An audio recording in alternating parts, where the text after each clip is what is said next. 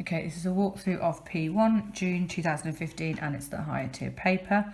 You're going to need a ruler, a calculator, and the physics equation sheet. And down here we can see that it's question 2A that we're going to need to mark in continuous prose. And we need to make sure we're using good English, organising it clearly and using specialist vocabulary. Anywhere else, don't worry too much about your spelling and your grammar. Okay, on to question 1. So, figure 1 shows a man using a leaf blower to move leaves. The leaf blower is powered by an electric motor connected to a battery. Energy transfers take place when the leaf blower is being used. Complete the following sentences. The battery stores something energy which is transferred into electrical energy. So if it's a battery, the type of energy a battery stores is chemical energy. And the electric motor transfers electrical energy usefully into something energy. So he's trying to blow the leaves, so it's probably some sort of fan inside, so it's going to turn it into kinetic energy. And the motor wastes energy as something and as energy that heats up the surroundings. Well, if you've seen someone using a leaf blower, you'll know it's quite noisy. So the motor wastes energy as sound and as energy as heats the surroundings. Okay. Right, figure 1B shows a Sankey diagram for the leaf blower. So here we've got the total energy input going in, we've got the useful energy output and the wasted energy output. Use figure 2 to calculate the efficiency of the leaf blowers. This is what we're trying to calculate, efficiency being the key one there. Use the correct equation from the physics equation sheet. Now if we have a look here, the one for efficiency is here. We've got energy or power. Well, it's used energy on our Sankey diagram, so we're going to use the energy calculation. So we've got efficiency equals the total, the useful in divided by the total. So the useful 1, 2, 3 divided by the total 1, 2, 3, 4, 5, 6, 7, 8. And if we do 3 divided by 8, that comes out as 0.375. We're then going to times that by 100 as it tells us in the equation. So multiply by 100. Okay, and if we do that, then we end up with 37.5% efficiency. You could leave it like that. Again, that would be absolutely fine. But if you wanted to multiply it, we tend to put efficiency in percent. Okay, that's the end of question 1. Okay, question 2. So this is the one we're going to get marked for our grammar. So in this question, we assessed on using good English, organising information clearly and using specialist terms where appropriate. A householder wants to reduce her energy bills. She collected information about a number of ways of reducing energy used. This information is shown in table 1. So here we've got ways of reducing energy. We can install an energy efficient boiler, insulate the loft, install double glazed windows or install cavity wall insulation. Here we've got the cost to buy and install in pounds, and then we've got the money saved per year in pounds. Use the information in table 1 to compare the different ways of reducing the energy used. Your answer should include some calculations. So it's told us to compare, which is really important, and we need to put some calculations in there. So if we're comparing, we have to comment on the same feature on when we're looking at different things. So for example, if I was comparing a mouse and an elephant, then I might say an elephant has larger ears than a mouse. So it's that larger, ER, that's the comparison, that comparative statement, okay? So we need to make sure that we are comparing properly in our answer. So what we're going to do is we're going to start off by looking at which one saves the most money per year and which one saves the least money per year. So, and then we can compare the cost to buy and install the most and the least as well. So we can start off by saying that the installing double glazed windows is going to save us the least amount of money per year, whereas if we buy an energy efficient boiler, that's going to save us the most energy per year. So we're comparing the money saved but on different ways of reducing energy. So an energy efficient boiler save the most money per year in pounds, whereas the double glazed windows would save the least money per year. Okay, so there's a direct comparison we can see on the same feature. All right, on the next one then, we're going to compare the cost to buy and install in pounds. Okay, so the one that's going to cost us the least to install is the loft insulation. The one that's going to cost us the most to install is the double glazed windows. So these aren't sounding particularly effective at the minute, are they? The amount of money being saved is the least, and it's actually going to cost us the most as well. So the double glazed windows cost the most to buy and install, whereas the loft insulation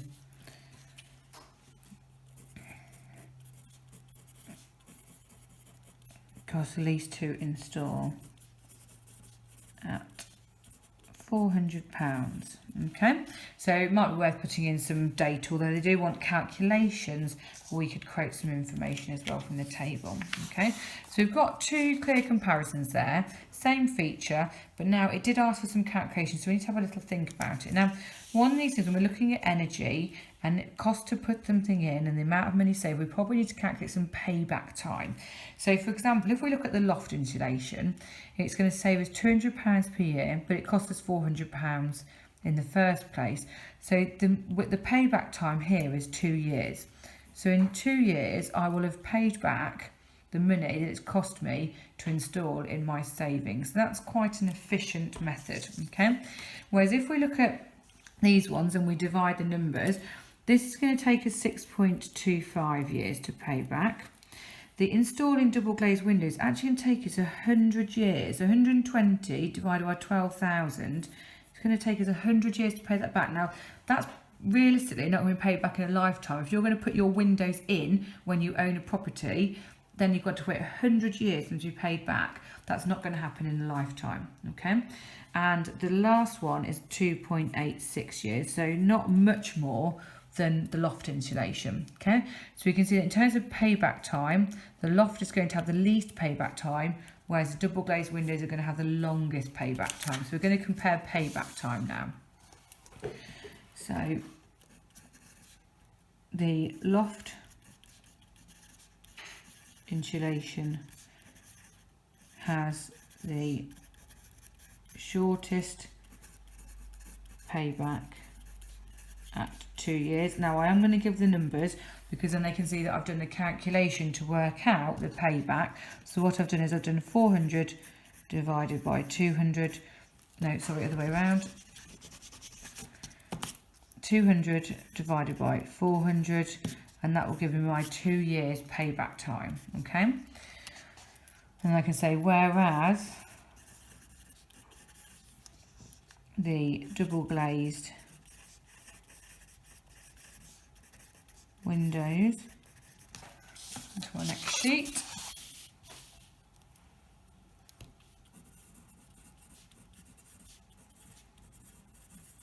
have the longest payback time at 100 years.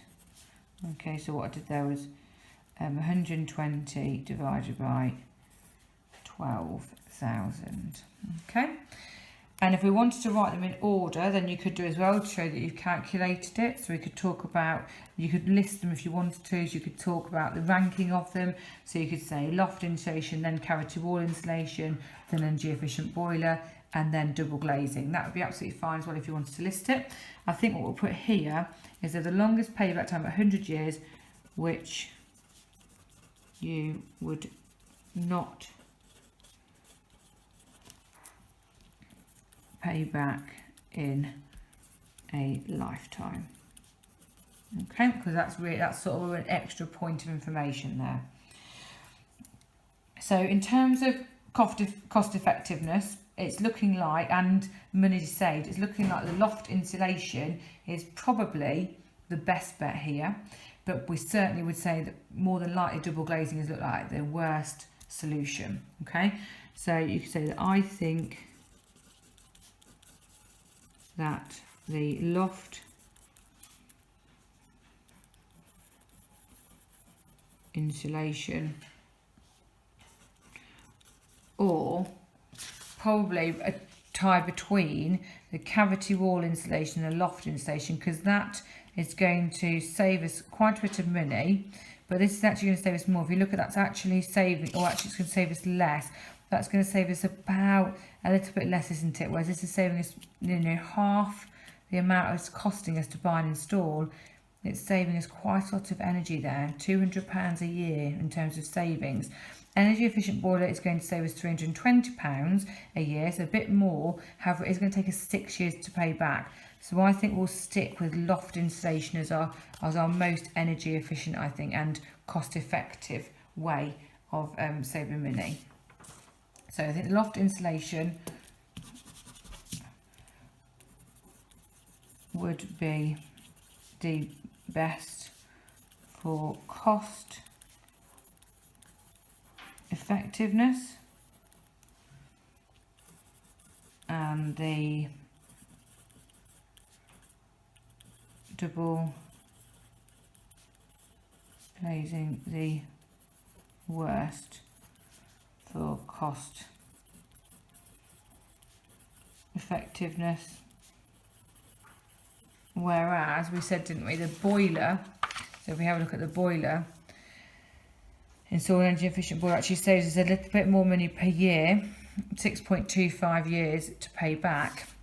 So we might say that actually what we're thinking is that the whereas the energy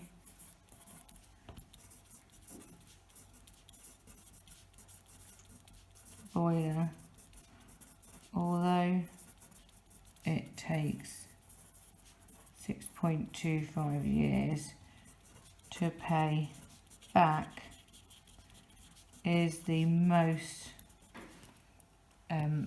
energy efficient solution.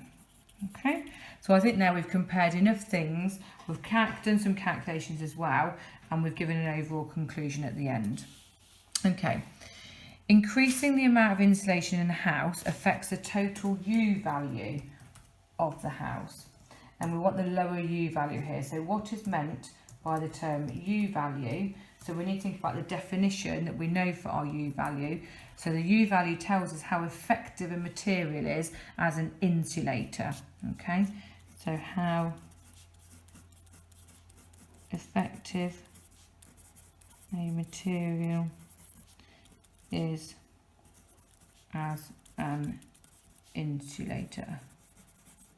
Okay, and how is the U value affected by increasing the amount of insulation? Well, it decreases the U value. Okay, so the U value is how effective a material is as an insulator, and it decreases the U value when we increase the amount of insulation. Okay, on to question 3. Question 3. A householder monitored how the air temperature inside his house changed over a 2-hour period. The householder measured the temperature every 15 minutes. Figure 3 shows how the temperature changed with time. So here we can see the air temperature in degrees C and the time in hours along the bottom. And you can see it's a spiky graph. The householder used a digital thermometer to measure the temperature. What would be an appropriate resolution for the digital thermometer?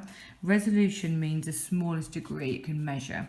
So the best resolution would be 0.5 degrees C, because that is the smallest number it can measure.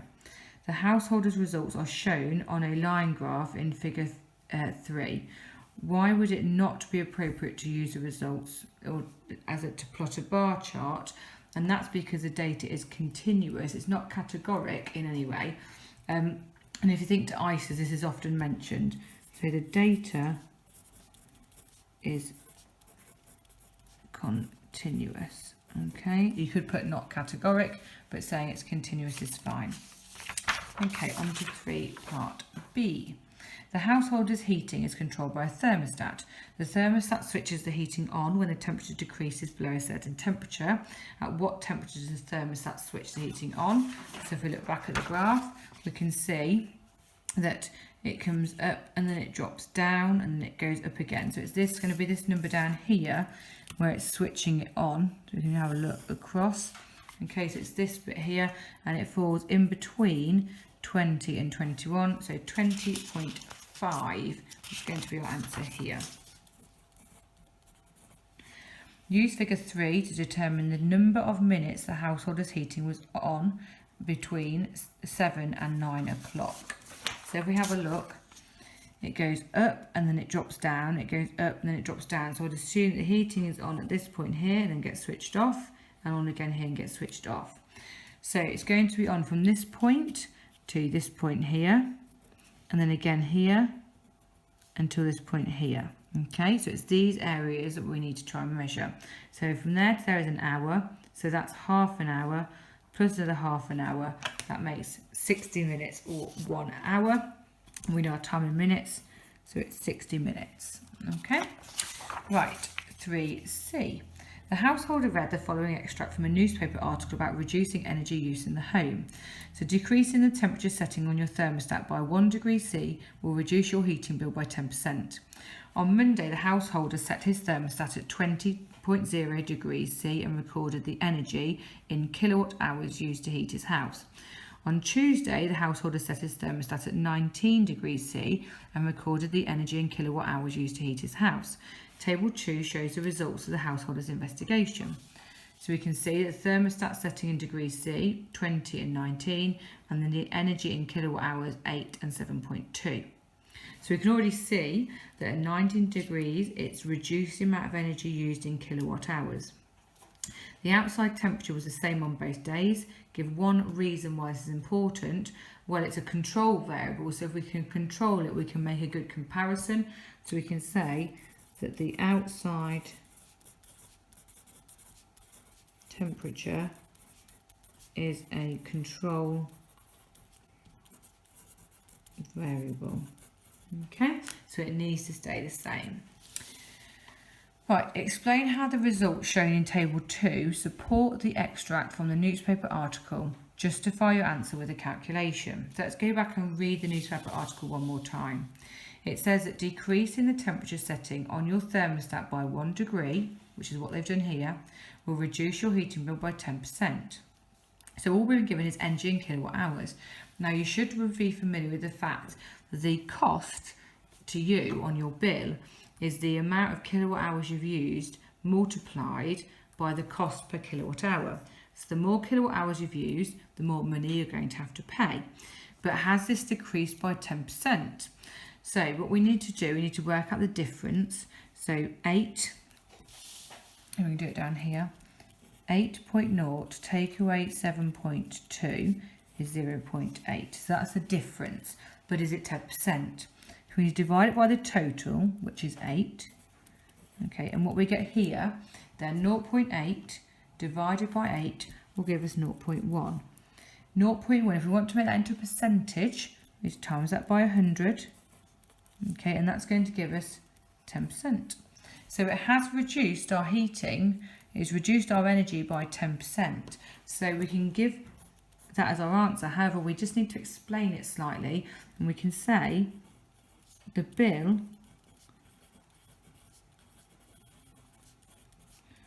depends on the energy in kilowatt hours, as the cost is the number of kilowatt hours times the cost per kilowatt hour, or you could say unit would be absolutely fine. Okay, so that there I've explained it, shown it's 10%, so I've showed that it's right, and I've justified it with a bit of a longer answer there. Okay, last part of question 3.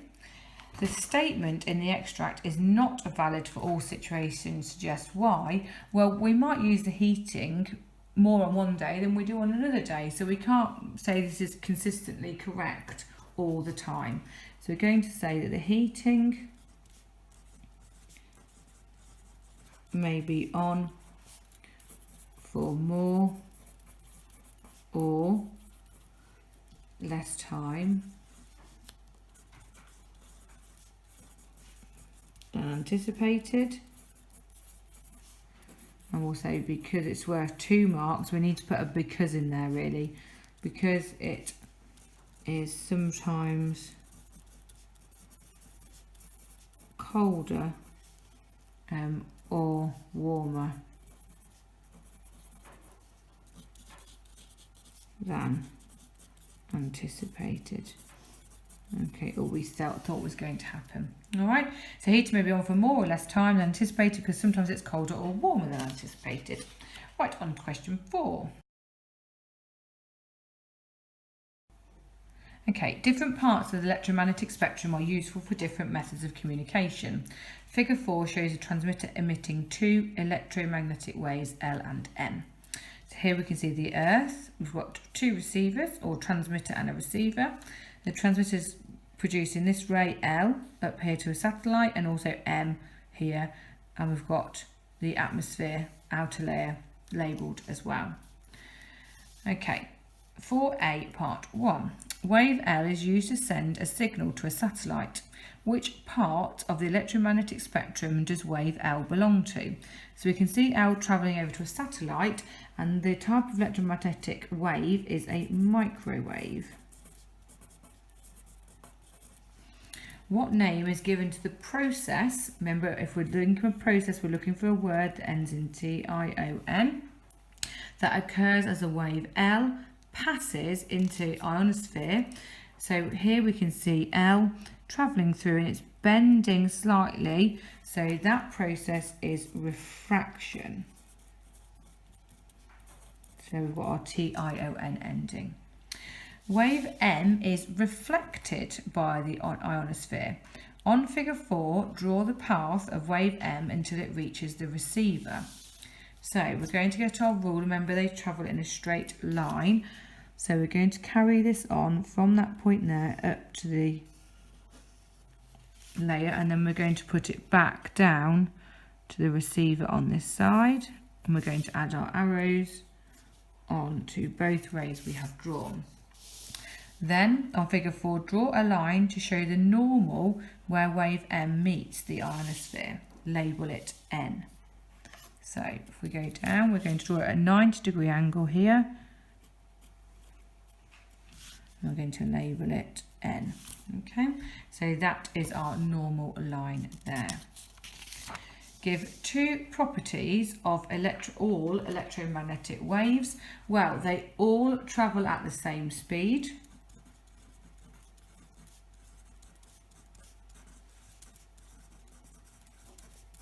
And if you think about the drawing of the electromagnetic spectrum, we know they are all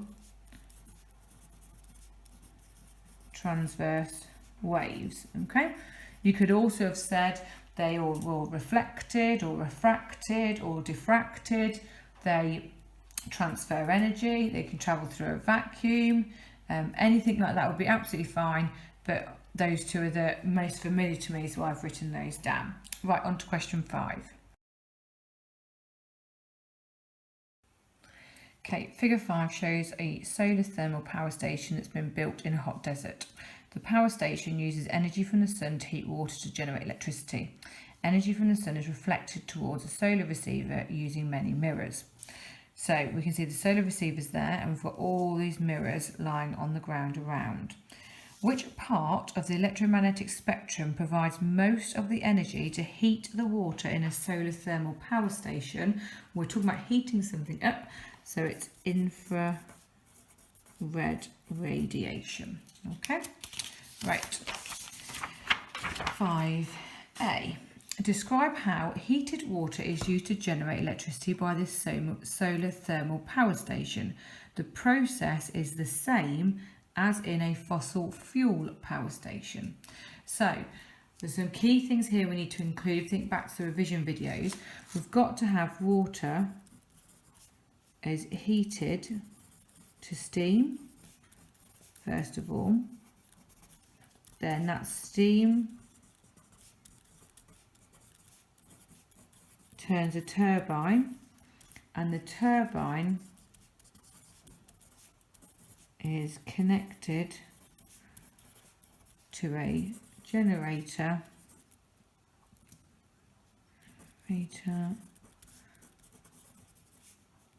that turns and produces electricity. Okay, so key things, we've got water being turned to steam, we've got a turbine, and we've talked about a generator. All are important key steps, and it's 3 marks. Okay, a new type of a solar power station called a solar storage power station is able to store energy from the sun by heating molten chemical salts. The stored energy can be used to generate electricity at night. It is important that the molten chemical salts have a high specific heat capacity. Suggest 1 reasons why. Well, the molten salts need to store large amounts of energy, so they need to have a very high specific heat capacity. So we can say, so they can store a large amount of energy. Okay. You could have said heat instead, but energy is the better term to use here. Right, the solar storage power station can store a maximum of 2,200,000 kilowatt hours of energy. The solar storage power station can supply a town with a maximum electrical power of 140,000 kilowatts. Calculate for how many hours the energy stored by the solar storage power stations can supply the town with electrical power. Give your answer to 2 significant figures. This is important, don't forget that bit. Use the correct equation. So let's see what we've been included. We've been given power. We have got the total amount of energy that can be used, and we're going to be asked for how many hours or time. So let's have a look here. So if we're talking about energy equals power times time for this equation. Okay. So we've got E equals P times T, but it's asking us for time. So we need to rearrange this equation. So putting it into a formula triangle, P and T at the bottom, where it's the times, and the E at the top. We want to find time, so it's energy divided by power. So energy divided by power equals time. So the energy is going to be 220 and then 3 zeros divided by 1430. Okay, and that's going to give us 15.7 as our answer in hours. However, it's told us to give it to 2 significant figures, so we're rounding up to give 16 hours overall. Okay, so that's our answer to that bit. On to the next part of 5. Quite a long question is number 5, all in the same theme. Table 2 gives information about the place where the solar storage power station has been built. So it's given us the months of the year, or the seasons of the year, the mean number of daylight hours, and the mean power received from the sun in per square metre in kilowatts. The solar storage power station does not operate at the maximum possible electrical output every day of the year. Suggest why? Well, it's because the mean number of daylight hours changes throughout the year, so it can't possibly, and the power from the sun therefore was going to vary. So the power produced is going to vary as the output. Okay, so the reason it doesn't operate at the maximum possible is because the daylight hours vary throughout the year, and therefore the power produced also varies. Okay. Right, to 5C. Power stations do not work at maximum possible electrical output all the time. The capacity factor of a power station is calculated using the equation. Capacity factor equals actual electrical output per year and maximum divided by the maximum possible electrical output per year. Table 4 shows capacity factors for different types of power station. So type of power station in this first column, is it a renewable or non-renewable source of energy, and the capacity factor. Compare the capacity factors of the renewable power stations with those of non-renewable power stations. So we're doing a comparison across this line here in the table. Explain the reason for the difference between the capacity factors. This is worth 3 marks. The first one we're going to do is compare generally what the difference is. Okay, and we can see for non-renewable power stations they have higher capacity factors than renewable. Okay, so that's the first thing we're going to write. So non-renewable power stations have higher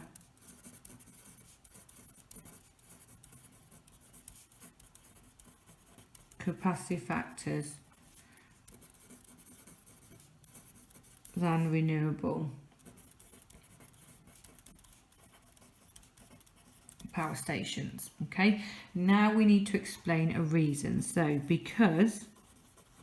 we think about why, the fuel for non-renewable power stations is always available. We don't have to rely on the sun or the tides or the wind, it's always there. So we can say because the fuel for non-renewable power stations is always available. Okay, however, renewable energy sources are, we can put unpredictable, or you could have had unreliable, would have been absolutely fine for that mark there. Okay. The capacity factor of a solar storage power station is higher than for all other renewable power stations. Suggest one reason why. Okay, so why is this one higher, the solar, than the other two that are given there? We can say that the time the solar storage power stations can generate electricity for is greater than for the others. Okay, so the time that solar storage power stations can generate electricity for is greater than the others. Okay. Right, on to question 6. Okay, a radar gun is used to determine the speed of a cricket ball during a cricket match. The radar gun emits a beam of microwaves. The microwaves are reflected from the moving ball as shown in figure 6. So here we've got the radar gun, the microwaves emitted from the radar gun and then being reflected off the cricket ball going back to the radar gun, and we've got a direction of moving cricket ball. Comparing the microwaves emitted by the radar gun with the microwaves reflected from the cricket ball enables the speed of the ball to be determined. What is the name given to the effect used to determine the speed of the cricket ball? So we're looking at microwaves going away and towards something. So the effect we're looking for here is the Doppler effect. Okay, and we need to compare the wavelength, frequency and speed of the reflected microwaves with the wavelength, frequency and speed of the microwaves emitted. So we're comparing what these ones are like compared to those ones there, okay? And they are going to have decreased wavelengths, so becoming more stretched out, and their frequency is going to be increased, and they are going to have the same speed, okay? Microwaves travel at the same speed as we know from all electromagnetic waves, okay? So the reflected microwaves have a decreased wavelength, so they're coming towards, so they're shortening up. Think of the Doppler effect, so a decreased wavelength, therefore the frequency is going to be increased. So they have a decreased wavelength, the frequency increased, and they will travel at the same speed. Okay, so we've talked about wavelength, we've talked about frequency, and we've talked about speed. So that's fine for the 3 marks there. Okay, on to question 7. Okay, question 7. A can chiller is used to make a can of drink colder. Figure 7 shows a can chiller. The initial temperature of the liquid in the can was 25.0 degrees C. The can chiller decreased the temperature of the liquid to 20 degrees C. The amount of energy transferred from the liquid was 6,930 joules, and the mass of the liquid in the can was 0.330 kilograms. Calculate the specific heat capacity of the liquid and give the unit. Use the correct equation from the physics equation sheet. So I think we know which one we're going to use. It's the only one with the specific heat capacity, so it's the top one here. Okay, so we're going to write out the equation first so we know what we're using. Okay, and then we're going to substitute the answers in. So the energy, it's told us, is 6,930. The mass is 0.330. The change in temperature was 5 times by specific heat capacity. Sorry, I've done those the wrong way around. So the temperature change, the C times the temperature change, which is 5, C being specific heat capacity. Okay, so we're going to 6,930 equals 0.330 times by 5, which is 1.65 times by C. We're going to bring that onto the other side of the equation now. So we're going to have 6,930 divided by 1.65, and that's going to give us C. So C is going to equal 4,200. Okay, and the unit of specific heat capacity is joules per kilogram degrees C. Okay, you need to make sure you know that unit there. But you can see that all we've done is the energy, joules, divided by the mass times the temperature change. And that's what that is there. So if you forget, you can work it out from the equation. Okay. Right, 7b. Energy is transferred through the metal walls of the drink can by conduction. Explain how. Right, conduction is all about free electrons in a metal. So we need to make sure we include that, and we're going to start there. So a metal has free electrons. The free electrons gain kinetic energy. That's the first example from the heat energy. So they're going to gain kinetic energy, they're going to move faster and collide and pass on, or transfer, probably a better word, transfer the energy to other electrons. Okay, and that would be fine for the mark there. So a metal has free electrons. Free electrons gain kinetic energy, move faster, collide and pass on or transfer energy to other electrons. Okay. Right, the energy from the can of drink is transferred to the air around the can chiller. A convection current is set up around the can chiller. Explain how. Well, in a convection current, the heat energy is transferred to kinetic energy. So the particles spread out and become less dense.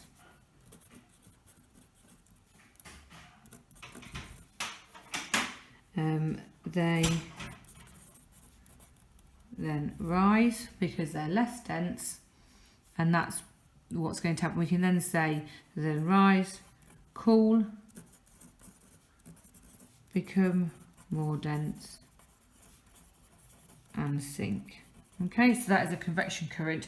Heat energy transferred to kinetic energy, so the particles spread out and become less dense. They then rise, then they cool, become more dense, and sink. Okay, right, final part of the paper. The can chiller has metal cooling fins that are designed to transfer energy quickly to the surroundings.